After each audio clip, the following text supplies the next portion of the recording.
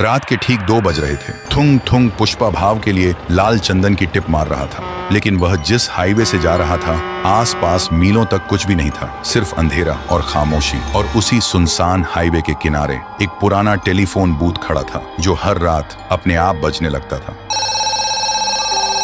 इसलिए लोग कहते थे कि उस रास्ते पर रात में गाड़ी नहीं चलानी चाहिए। पर थुंग थुंग को इन बातों से कोई फर्क नहीं पड़ता था, क्योंकि वह बस अपने काम से काम रखता था। लेकिन उस रात हालात अलग थे। अचानक तेज बारिश शुरू हो गई थी और ठीक तभी उसी टेलीफोन बूथ के सामने थुंग थुंग के ट्रक का इंजन बंद पड़ गया और तभी उस बूथ के अंदर से टेलीफोन जोर जोर से बजने लगा। थुंग थुंग ने आवाज सुनी पर इग्नोर कर दिया। बारिश रुक चुकी थी, लेकिन घंटी रुकने का नाम ही नहीं ले रही थी। ऐसा लग रहा था जैसे कोई बहुत बेचैनी से फोन उठने का इंतजार कर रहा हो। फिर थुंग थुंग गुस्से में गाड़ी से उतरा और सीधा बूथ के अंदर घुस गया। अंदर आते ही गुस्से में फोन उठाया और बोला, कौन है बे आधी रात को?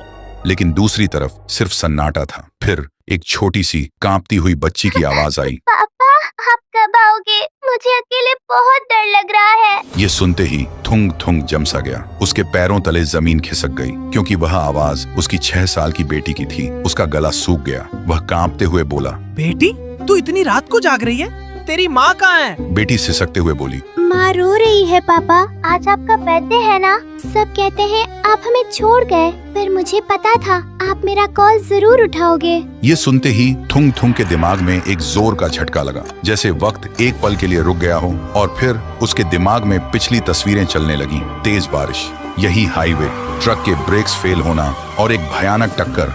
थुंग थुंग ने घबराकर अपने हाथों को देखा जो धीरे धीरे धुंधले पड़ रहे थे। फिर उसने पलटकर अपने ट्रक की तरफ देखा, लेकिन वहां कोई ट्रक खड़ा नहीं था, बल्कि 5 साल पुराने एक जले हुए ट्रक का मलबा था। तब उसे सच समझ आया, थुंग थुंग जिंदा नहीं था। वो 5 साल पहले उसी टक्कर में मर चुका था। लेकिन एक बाप होने का एहसास उसकी रूह को आज भी बांध के रखा हुआ था, इस उम्मीद में कि वह कभी ना कभी अपनी बेटी के पास वापस पहुंच पाएगा। थुंग थुंग वहीं जमीन पर गिर गया और जोर जोर से रोने लगा। उसने कांपते हाथों से फोन को अपने सीने से लगा लिया और टूटकर बोला, मैं कहीं नहीं गया बेटी, तेरा बाप हमेशा तेरे पास है। लेकिन फोन की लाइन कट चुकी थी। फिर थुंग थुंग बूथ से बाहर निकलता है और आसमान की तरफ देखते हुए रोते रोते उसकी रूह धीरे धीरे हमेशा के लिए गायब हो जाती है। और उस रात के बाद उस सुनसान हाईवे पर वह टेलीफोन कभी दोबारा नहीं बजा।